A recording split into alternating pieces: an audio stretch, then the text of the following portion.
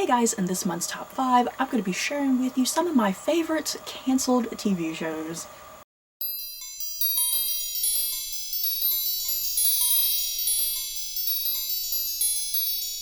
So, I have done this type of video a couple times in the past, so yeah, this video is going to be part 3 of some of my favorite canceled television shows. So yeah, if you want to watch my other videos that I have done in this series, I'll put those at the very end of this video. So yeah, this is part 3, and I did hunt down 5 shows that I was very terribly upset when they got canceled. And yeah, I would definitely love to know if you guys remember watching any of these shows, or maybe you didn't get around to them at all, you didn't hear about them. So yeah, let's get going. So starting with number 5, Will. This had 1 season and aired in 2017, and I believe it was on the TNT channel, TNT or TBS. I get the two confused, yeah guys. If you can't tell from the title, Will, this was a show that was all about the very young and hot and sexy William Shakespeare. This show, oh god, there were things about this show that I did really like, but then there were a lot of things that I was kind of a little frustrated and irritated with. This is definitely the type of show that, just depending on how you are with historical fiction, you're either going to like it or hate it. It was the type of show, as I said, it was focused on a very hot, young, sexy William Shakespeare, and the show definitely really rolled with that, and it played with the idea of Shakespeare kind of being like this, kind of like a rock star almost, you know, having this rock star personality and persona of the Elizabethan era, just how his behavior was, how his clothing was. The show definitely was a anachronistic in some ways, and definitely took liberties with the history. Yeah, the clothing, the costuming was definitely done in a much more modern style, you know, but still looking like the Elizabethan era, but definitely not exact to the Elizabethan era. Like I said, it definitely was trying to give Shakespeare this more rock star image, if you will. So the show was, I think, very hit or miss with some people, and I definitely had my own complicated feelings for it, because it did come across as just way too modern with the costuming and the way people would speak, you know. There wasn't very much to it that was Elizabethan in some ways, you know. But I still weirdly liked it to some degree. So, I mean, if I didn't like it, it wouldn't be on this list. So I did. I appreciated it to some extent, what it was trying to do. And I was mildly upset when it got canceled, you know, because I would have loved to have seen where it would have gone for another season, you know. And I love all things William Shakespeare. I love his plays and poetry and whatnot. And yeah, I mean, the cast was a bunch of hot people, you know, the cast was a bunch of hot young people. What's not to like? But I'm definitely very curious who else watched Will, and if you loved it or hated it. I was pretty 50-50 with it, but for the most part I did, weirdly enough, like it, to the point that, you know, when that final episode aired and the announcement came out that it had been canceled, I was a little mildly upset because I would have kind of liked to have seen another season for it. At number 4, Spinning Out, and this had 1 season and it aired in 2020. And Spinning Out, it was on Netflix, and it starred a young woman who was a figure skater, and she was training to go to the Winter Olympics, weirdly enough, here in, you know, 2022, you know, because we had the Winter Olympics here in 2022. The show was building up to that. So she was training to go to the 2022 Winter Olympics. And the big thing about the show, since she was a figure skater, an ice figure skater, she she had recently suffered from a really bad fall that resulted in an injury, and in order to cope with her injury, she has kind of taken some pills and stuff, and she had some PTSD, and not only all that, but she was also bipolar. So the show was tackling a lot there. Her being bipolar, and her also dealing with this past accident and whatnot, because she fell on the ice and got a really bad injury. Like I said, the show aired in 2020, and it kind of gave you this idea that there were probably going to be 3 seasons of the show, because as I mentioned, it seemed like the show was trying to get up to the winter 2022 Olympics and ends there. And yet, if her and her partner, because she was doing like a figure skating pairs, if you will. So it was kind of this whole thing, this journey between her and her partner, if they were going to make it to the 2022 Winter Olympics. And yeah, were they gonna win or not win, you know? So all of season 1 dealt with their training and their partnership, and they do develop like a relationship and romance, you know, that's like, is this good or is this bad, you know? So yeah, I personally really liked the show. I thought it was pretty good, and I love Winter Olympics with the figure skating. I love sitting down and watching that, and I just think that sport, you know, is just so beautiful and to watch and look at, you know. So I was really devastated when the show got canceled, because it was most likely only going to be 3 seasons, and I would have loved to have seen the journey between this pair if they would have made it to the Olympics, which they probably were, you know, the way the show was, they probably were going to make it there, but it was going to be this question of, okay, are they going to win or are they going to lose, you know, and does it matter at the end of the day? And as I also mentioned, the show, the main girl, she's dealing with bipolar and whatnot, and I liked how the show was tackling that subject, you know, because I think sometimes we look at that condition as something very taboo and no one really wants to talk about it, and I think the show really handled that topic very well, in a very mature manner, kind of putting that information out there about what that condition is like and whatnot.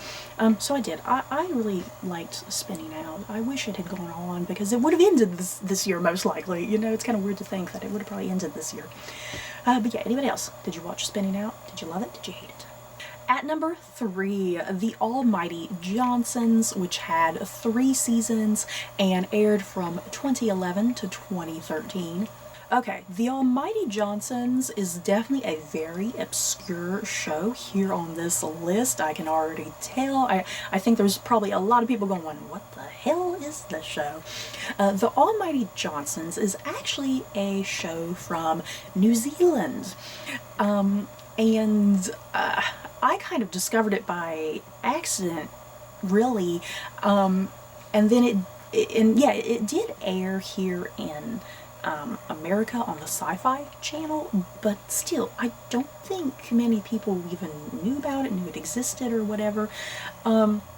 The Almighty Johnsons, like I said, it's a show that takes place in New Zealand, which I loved that, by the way, because it's like, I don't think I have ever watched a show from New Zealand.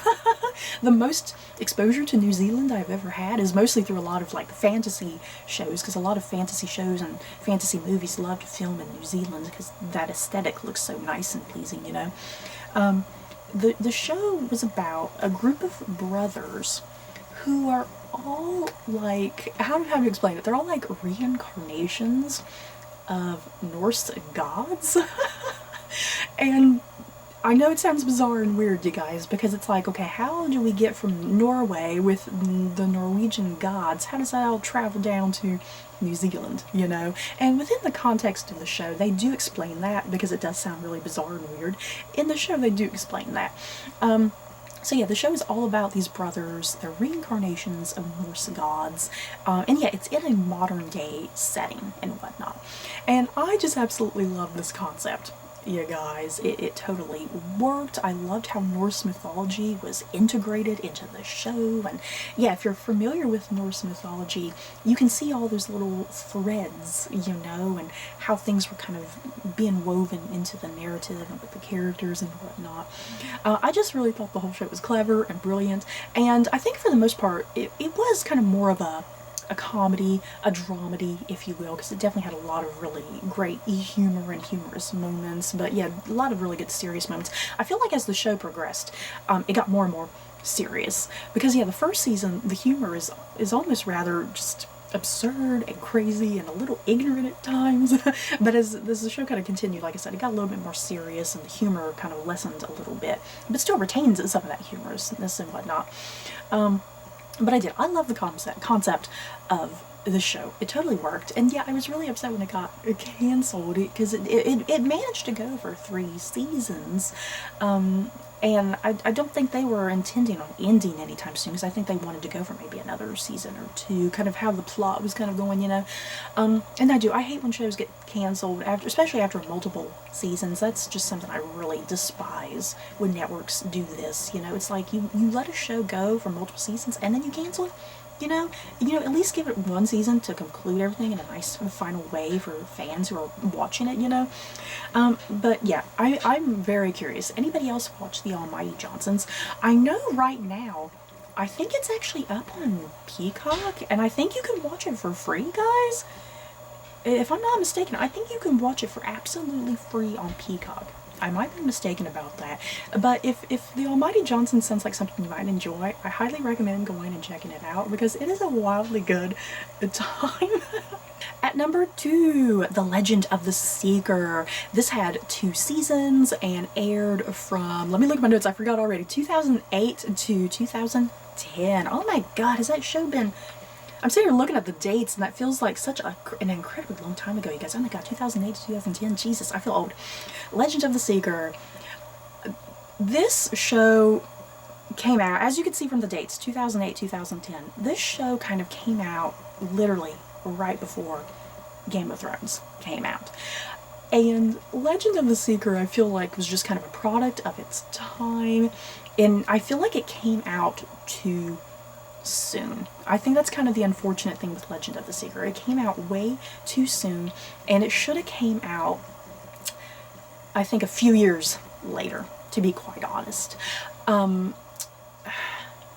Legend of the Seeker, it's based off of the book series. I always kind of forget what the book series is called. Is it called the Sword of Truth series? I think it's called the Sword of Truth series, by Terry Goodkind. I have read that entire series. There's a lot of books in that series. I have read the entirety of that series. I love the books, and yeah, the show, it only lasted for 2 seasons, but you got 44 episodes, you guys, because each season was like 22 episodes. You got 44 episodes. If you don't know what Legend of the Seeker is about, it was a fantasy series, like I said, based off the books by Terry Goodkind. A fantasy series very much like something like Game of Thrones or Lord of the Rings, if you will. That type of fantasy.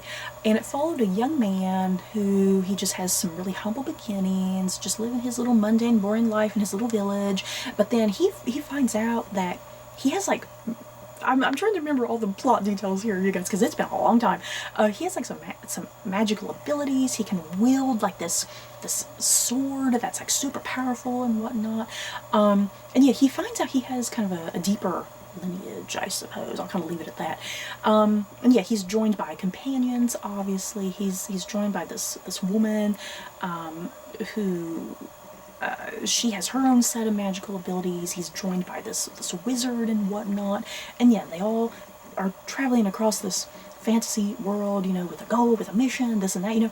Your standard kind of typical fantasy sort of things, similar tropes, I really liked Legend of the Seeker. Like I said, it had 2 seasons. It had 44 episodes. So it's like I managed to get pretty invested in it. And I was so devastated. Oh my god, I was so devastated when the show got canceled. And like I said, I really feel like the show was a product of its time. And the thing about the show, I think the big issues with this show is that it was very episodic. And it had too many episodes. That's the problem. Way too many episodes. And a lot of the show was actually filler. And you only really had a small handful of episodes throughout those seasons that had anything to do with the big overarching main plot. So I think the big issue with the show, definitely just too many episodes in any given season. There was a lot of filler. It was way too episodic. And I feel like Legend of the Seeker, if it was made now, I think the production value would be a lot better. The writing would be better. It would not be episodic like it was. It would definitely be more like 8 to 10 episodes, because a lot of shows now are more kind of in that 10 episode range nowadays. And I mean, just look at all of the fantasy type shows that have come out in the last several years. A lot of stuff that, because of the huge success of Game of Thrones and, kind of what Game of Thrones did as far as kind of changing the television landscape in some ways, because Game of Thrones took a lot of risks and a lot of chances, and kind of really pushed the boundaries, I think, with television, and a lot of shows have been trying to mimic that and have not really been succeeding for the most part. But I feel like Legend of the Seeker, it would have done better had it been released more like now. And I still have hopes that maybe someone will reboot Legend of the Seeker, but make it more like the books, because the TV show, those couple seasons, definitely steered very far away from Terry Goodkind's books. There were some similarities there, but for the most part, very, very vastly different, especially with tone. The show definitely had a more kid-friendly, comedic tone, I feel like, more family-friendly, whereas the books are a lot more dramatic and serious, definitely much more in line with something like Game of Thrones, So I definitely feel like Legends of the Secret, it came out at the wrong time period. And it should have come out more like now. But, I mean, I did enjoy the show for what it was. I enjoyed it. And I was upset when it got canceled. I would love if the show got rebooted in some fashion and kind of properly done, I think. And at number 1, Copper. And this had 2 seasons and aired from, let me look at my notes, 2012 to 2013. Copper was a show. It was a historical fiction type show. It actually aired on BBC America here in the States. And it followed a young man in the 1800s. He is a Civil War veteran, and he's in New York, and he becomes a police officer in New York. And the thing about his character as well, he is like Irish American. So a big thing with the show, with Copper, like I said, it's taking place not too terribly long after the Civil War in America. Like I said, your main character is Irish American. It's dealing with a lot there. It's dealing with the aftermath of the Civil War. It's dealing with immigrants, since our main character is Irish American. And yeah, dealing a lot with kind of what would be the police force during that time period in New York.